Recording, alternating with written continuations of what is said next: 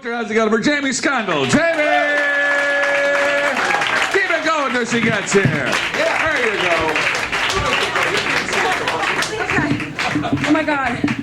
I can't believe I'm here because I'm flunking life. And one example of that is that I dropped out of this class like a moron. And while everyone else was learning how to write jokes, I did not learn how to write jokes. And so the joke is on me because I still don't know how or what I'm doing. So I learned today something very interesting, and that would be that the way to become a good stand-up comedian is not to write every insane piece of shit that you ever thought in your life onto a piece of paper and then try and time it down to the 5 minutes that you're supposed to perform on stage. I went to get this. Oh, we gotta see it. It's too much.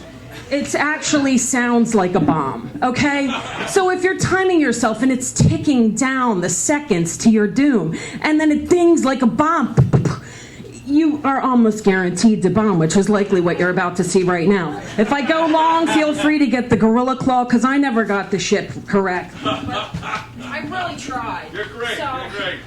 Okay, I was told last time I had too many clothes on, but I thought this would hide my fat, so I'm going to leave this on. This is my protective Sam Kinison type coat for you. And I've got my Big J. Ogerson fingerless gloves, so I'm really ready to rock and roll with the Legion of Skanks or whatever.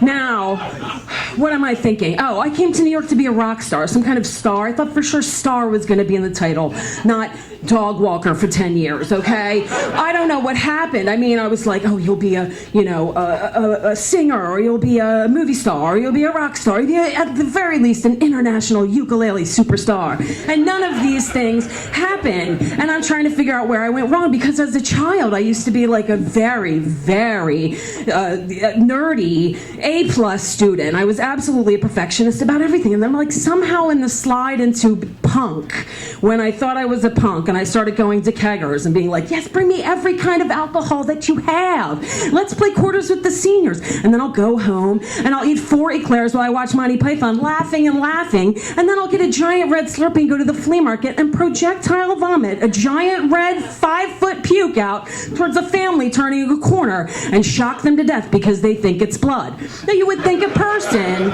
would say to themselves, I am never ever gonna drink a red cherry giant Slurpee again after eating 4 eclairs. But it didn't stop my evil ways. God, no, it just kept going. And I think the culprit was beer. Now, I always thought I was just gonna become famous and dead, but I tried to do it with beer. This doesn't work, okay? Let me tell you. Have you ever heard of anyone dying from beer? Janis Joplin, dead at 27, from beer. Jim Morrison, dead at 28, from beer. Oh, Jim died at 27 too. Sorry, it's all the 27 Club. I thought for sure I'd be in it, but no, beer does not get you there because no one dies from beer. All beer does is make you slow and fat, and it ruins your any sense of control that you might have. So my issues with self-control are vast. They are unbelievably powerful, and I now have kryptonite in 3 forms. It's cheese, wine, and cookies.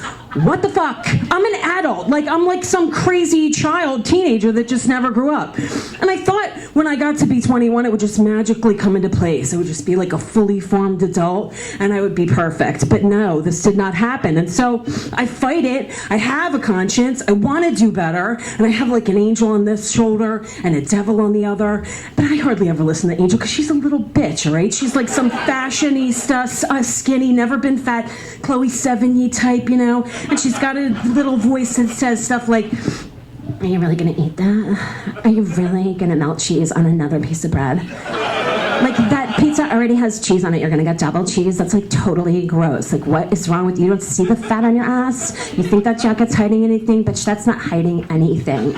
Okay, let me tell you something. And you can have another martini? Oh, that's great. Martini, great. Have 3 martinis. That's really good. You know, when will your liver turn black and slide out of you onto the sidewalk? That's what I'm waiting for. So I don't listen to her because she's a bitch. But my devil, he's fantastic. He's like Tim Curry from Legend, Ridley Scott's Legend. He's sexy and red. He's got muscles popping out everywhere. He's got the horns. He's got the legs. And he says stuff to me I want to hear, like when I'm facing food or a challenge of any kind where I should behave myself. He says, eat it. Drink it. Just eat it and drink it. Nobody gives a shit.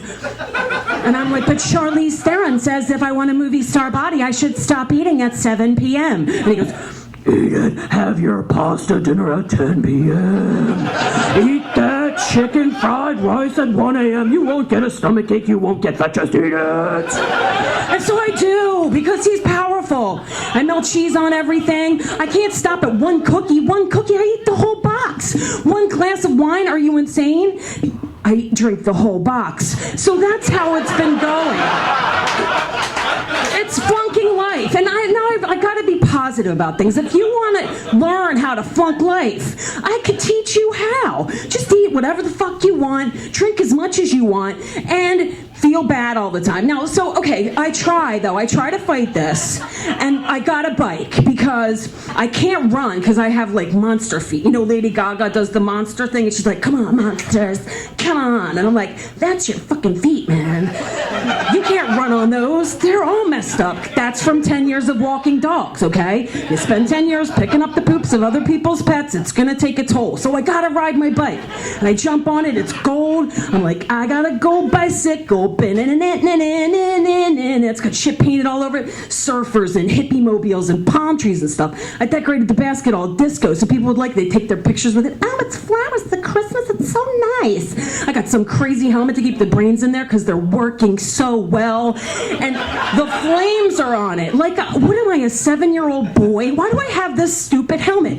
I got the Elvis glasses that they wear in True Romance, like Clarence and Alabama Whirly. Here we go with our crazy... I just look like a mental patient when I ride around.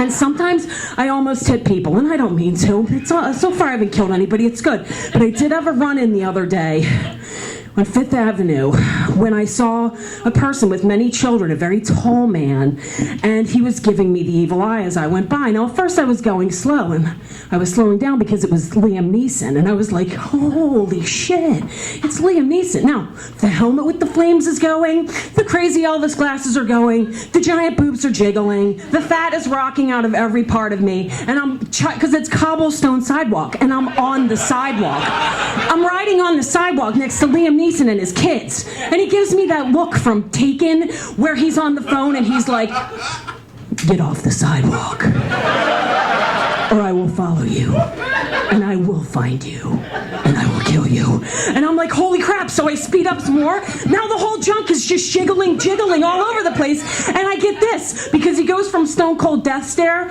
to, what the freaking hell is that? And I think I saw him smile. So that's some kind of a success, I think. You know. And so I'm alone, and I ride my bike around town alone, and I think we understand why I'm alone. It's because I'm very, very weird. And if I try to do OK Cupid like that wonderful guy over there, I know I would flunk that too, because my profile, what is it going to say?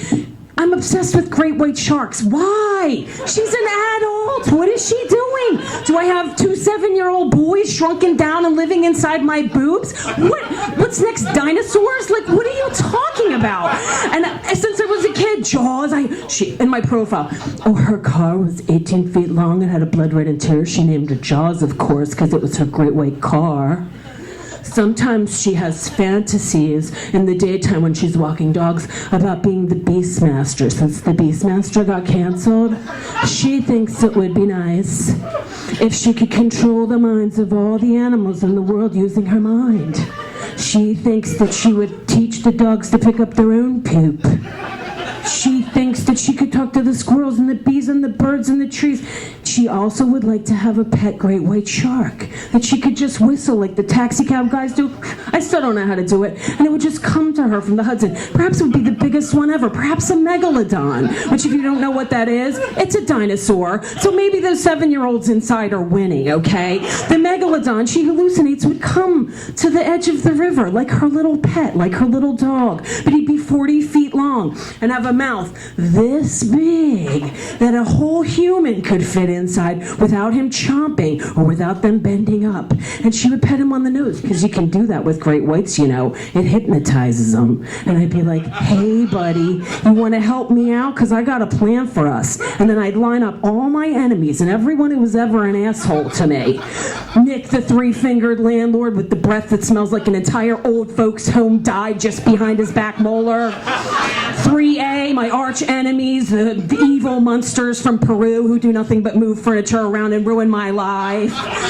My arch enemy from high school who banged all my friends in college and stole my life. I'm gonna feed them one by one to my pet megalodon. They're going in and he's gonna love me. His giant teeth will be chomping. The teeth are this big. Just imagine them around me. But imagine that I'm my own enemies because they're going in one at a time. Hey guys, come look at this. Come look at this. And in they go, and I would exact my revenge, and my megalodon would be full of food, and I would be happy again, living my life as the Beastmaster. Oh, I was going to go into a whole other thing, but that's crazy. Thank you for your time. Bye.